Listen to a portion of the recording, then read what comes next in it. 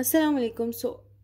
इस वीडियो में हम लोग पढ़ेंगे माइक्रोबायोलॉजी की गाइड। ठीक है कि इसको किस तरह से पढ़ना है, ये सब्जेक्ट की मतलब कितना परसेंटेज है, ऑल इन दैट। ये है हमारे पास बुक लेविंसन। ये बहुत मोटी होती है, मैंने इसको हाफ कराया हुआ है। ठीक है, 2 पार्ट्स इसके मैंने करवाए हुए हैं। अब ये हमारे पास है माइक्रोबायोलॉजी। अब पहले हमें पता होना चाहिए कि माइक्रो में हम पढ़ते क्या है। माइक्रो का मतलब हमें पता है क्या होता है, छोटा, शॉर्ट, ठीक है, स्मॉल। तो इसमें हम पढ़ते हैं माइक्रो ऑर्गेनिजम्स के बारे में।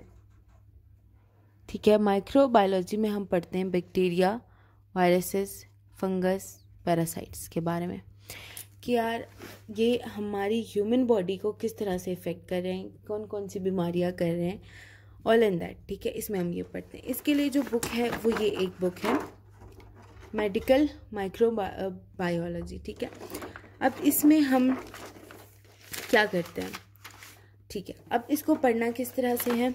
सबसे पहले इसके लिए जो एक ही बुक है वो ये वाली बुक है, बहुत अच्छी बुक है। पहले पहले ना मुझे इतने बुरे लगते थे बैक्टीरिया, वायरसेस, बट जब इसको पढ़ने लगी ना, सो आई रियली लाइक मतलब दिस बुक, दिस सब्जेक्ट। बहुत बहुत अच्छा सब्जेक्ट है ये, मज़ा आता है इसको पढ़ने में।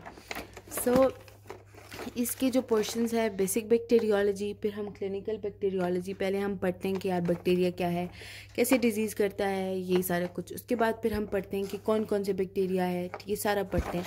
उसके बाद फिर हम वायरसेस के बारे में पढ़ते हैं। इसी तरह हम पढ़ते होते हैं आगे जाके माइकोलॉजी यानी कि फंगस के बारे में, फिर पैरासाइट्स के बारे में।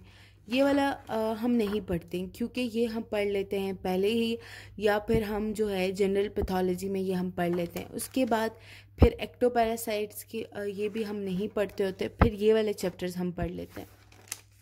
79 चैप्टर्स देख के बिल्कुल भी डरना वरना नहीं है। उसके बाद यहाँ पर ना एंड पे इन्होंने ना समरीज दी हुई है। अच्छा, पढ़ने का तरीका क्या है। जो ये वाली चीज़ें है ना, ये तो चलो स्टार्ट है, ठीक है, तो ये बुक से ही पढ़ना है। मतलब जो यहाँ पे पूरा प्रॉपर टेक्स्ट लिखा हुआ है, यहाँ से पढ़ना है, टेक्स्ट लिखा हुआ है। उसके बाद ये थोड़े बड़े बड़े चैप्टर्स आ जाते हैं जिसमें हर एक बैक्टीरिया की फर्दर एक्सप्लेनेशन है। ठीक है, जैसे टीबी और ऑल एंड दैट। अगर टाइम नहीं है, टाइम कम है, तो पेज 653 पे समरीज है, आप लोग वो पढ़ के भी अच्छे नंबर हासिल कर सकते हैं। क्लिनिकल केसेस अमूमन नहीं पढ़े जाते, पल्स जो है वो भी पढ़ सकते हैं। इन चैप्टर्स के बिना एंड पे पल्स है वो पढ़ सकते हैं। और हाँ, इस बुक के एंड पे ना एमसीक्यूज़ है, तो वो बहुत इंपॉर्टेंट होते हैं, वो आप लोग सॉल्व कर सकते हैं, वो आते भी होते हैं। फिर क्लिनिकल बैक्टीरियोलॉजी है, ठीक है, वो यहाँ से पढ़ सकते हैं। इसी तरह ये वाले भी बुक से रीड कर लें, उसके बाद एंड पे समरीज पढ़ लें। ये छोटे छोटे चैप्टर्स हैं, इनके सिर्फ टेबल्स करने ही काफ़ी है। ठीक है, क्योंकि मैंने किए सिर्फ टेबल्स, और फिर ये जो है इनके सिर्फ टेबल्स ही काफ़ी है। फिर ये वाला जो है ये बुक से पढ़ना है, माइकोलॉजी समरीज नहीं करने की क्योंकि ये 2-2 सफ़े के चैप्टर्स है।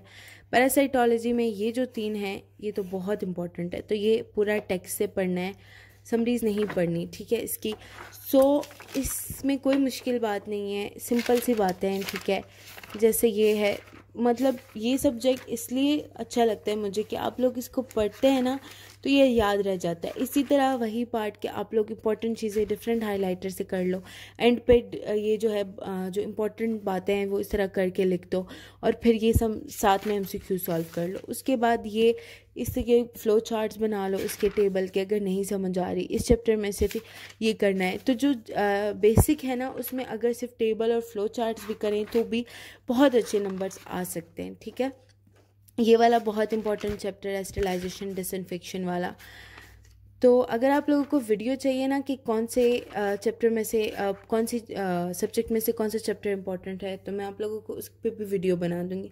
इसी तरह इनके ना जो ज़्यादातर एमसीक्यूज़ आते हैं पैथोजेनेसिस में से आ जाते हैं कि कौन सा कोई विरुलेंस फैक्टर क्या है, फिर लैब में कोई आज से आ जाता है स्पेसिफिक एगार और ऑल एंड दैट, ये वाली चीज़ें पूछते होते हैं। उसके बाद हर बैक्टीरिया को, अब इनमें ना ये किस तरह से बढ़ते हैं बैक्टीरिया का, पहले ये क्या डिजीज़ कॉज करता है, फिर प्रॉपर्टीज़ क्या होती है, पैथोजेनेसिस, क्लिनिकल फाइंडिंग्स, और फिर लैब डायग्नोसिस, ठीक है, लैब डायग्नोसिस इंपॉर्टेंट होती है। इंजेक्शन, अच्छा जिसकी इंजेक्शन होती है ना वो एमसीक्यू में आता है, वैसे तो नहीं आता होता। सो ये था हमारे पास जनरल उसका माइक्रोबायोलॉजी का स्टडी गाइड।